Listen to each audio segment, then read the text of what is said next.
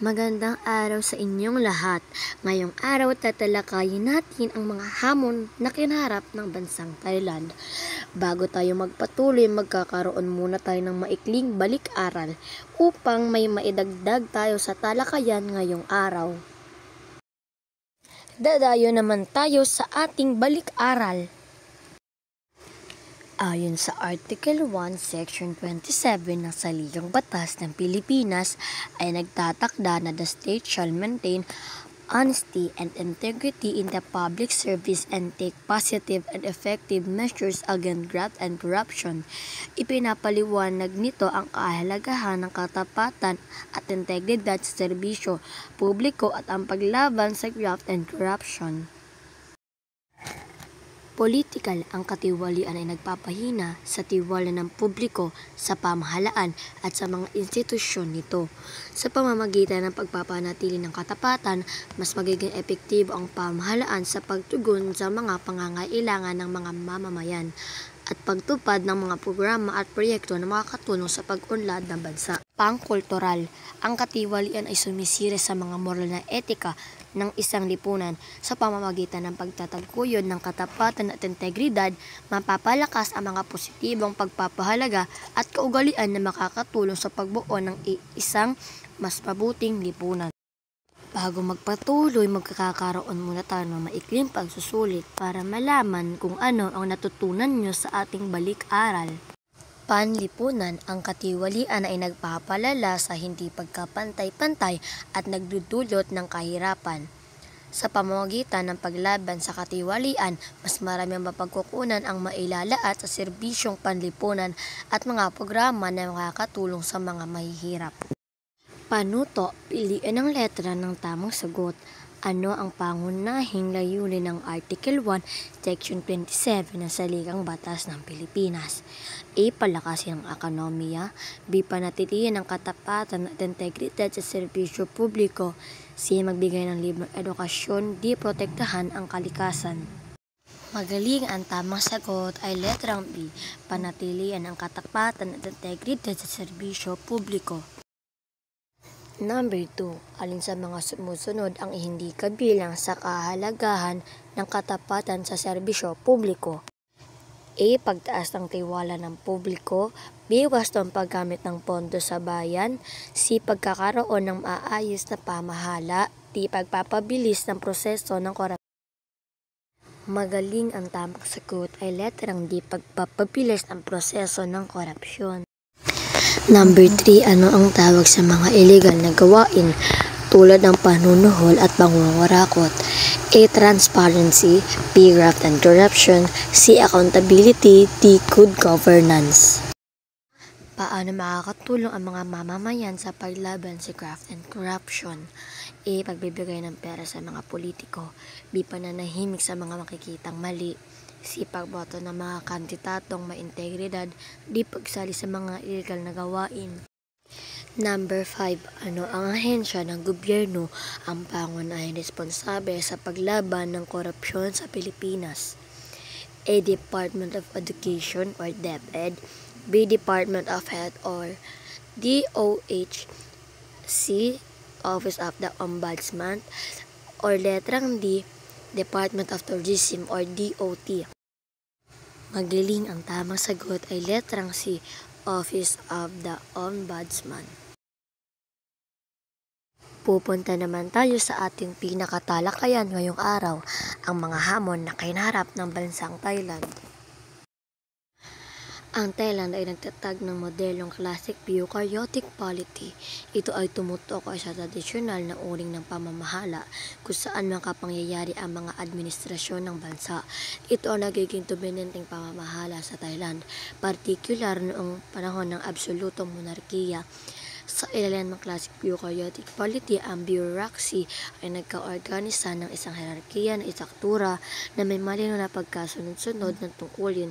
Ito ay isang sentralisadong pamamahala kung saan ang kapangyarihan ay nakatuon sa pinakataas na posisyon ng isang monarkiya. Siya ay itinuturing na otoridad at punong pinagmulan ng kapangyarihan, samantalang ang bureaucracy ay naglilingkod bilang administratibo ng monarkiya na nagpapatupad ng patakaran at namamahala sa mga gawin ng Estado. Ang sistemang ito ay nagbibigay halaga sa katapatan at pagkalang sa otoridad at striktong pagsunod sa mga pinuno. Ito ay binubuo ng mga ministro, kawani at ahensya ng pamahalaan at responsable sa iba't ibang aspeto at sektor ng pamamahala. Binigyan din sa sistema ito ang prinsipal ng meritocracy at sistemang serbisyong sibil. Ang dalawang ito ay ginagamit sa pagpiling mga opisyal sa pamahalaan na ibinabatay sa kwalipikasyon, kakayahan at katapatan nito sa monarkiya. Binigyan halaga rin ito ng autonomiya at neutrality. Layo nitong makapagkaloob ng pagtuloy na katatagan sa pamamahala.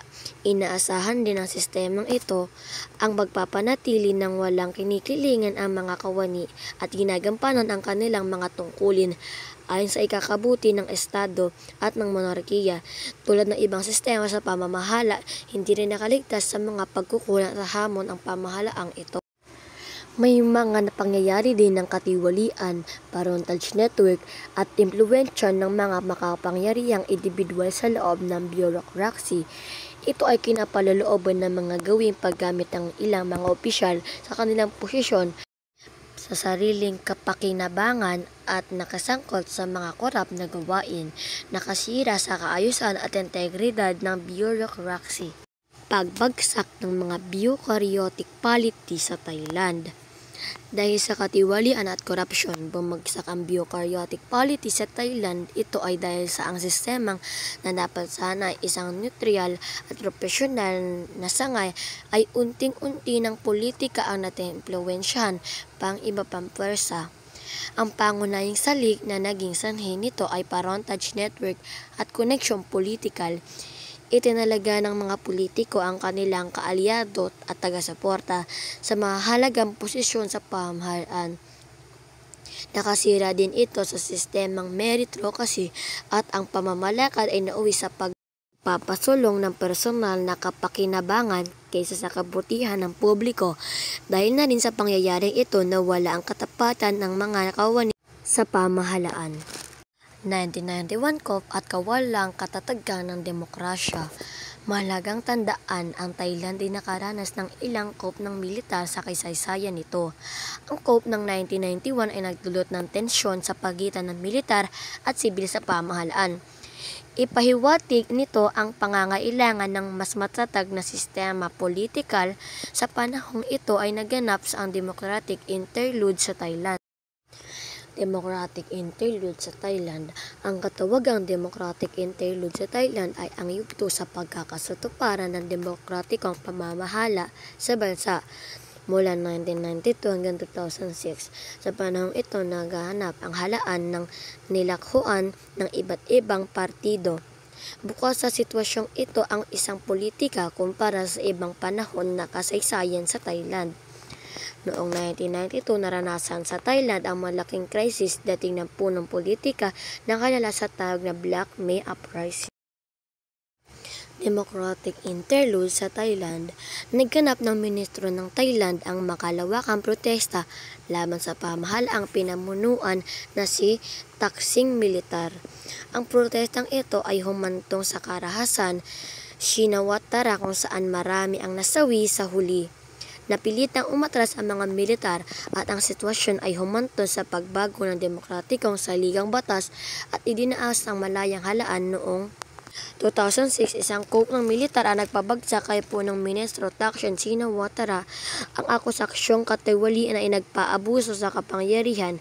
Ito ay nagtakda na pagtatapos ang Democratic Interlude at ang Thailand ay pinamunuan ng militar.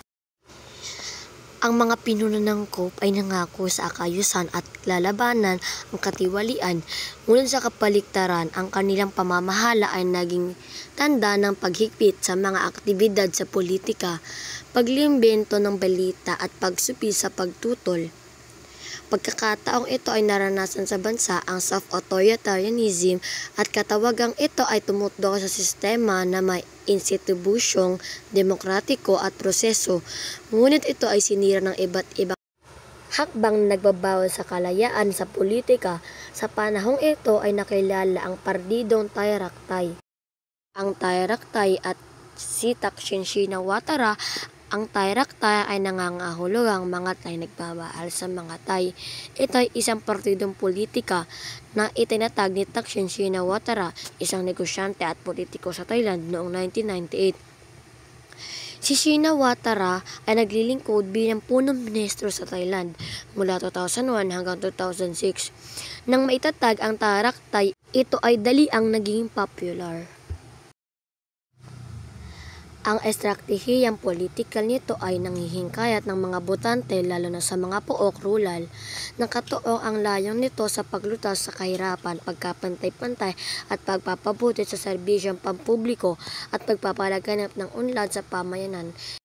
Inilarawan ni Thaksin Shinawatra ang sariling bilang tagapagtanggol ng mahihirap. Sa ilalim ng pamumuno ni Thaksin, nakuhang ni Thai Rak Thai ang maraming pwesto sa parlamento. Sa paglaon ng kaniyang pamumuno, si Thaksin ay naoksahan sa katiwalian at pag-aabuso sa kanyang kapangyarihan. Ito ay naging sanhi na makaprotesta laban sa kaniyang pamahalaan. Sa gitna lumala ang tensyon, si Thaksin ay nagtanda ng snap election na boycott naman ng mga officials at nauwi sa hindi pagkakasundoang politikal sa bansa. Noong 2006, kasabay sa pagdalo ni Thaksin sa United Nations General Assembly, nagganap ang coup sa bansa. Si Thaksin ay hindi na bumalik sa Thailand upang maiwasan ang akusasyon, samantalas ang Thai Rak Thai ay nabuwag at mga miyembro nito ay ipinagbawalang makiisa sa politika.